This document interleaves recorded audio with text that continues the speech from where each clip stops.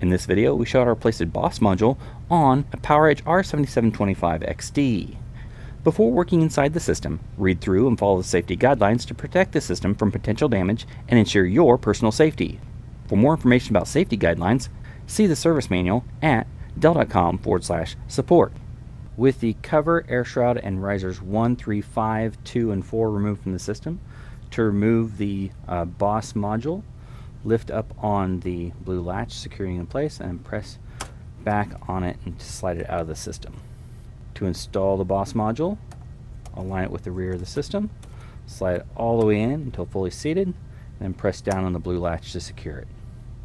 For more information about the PowerEdge R7725XD, visit dell.com/support.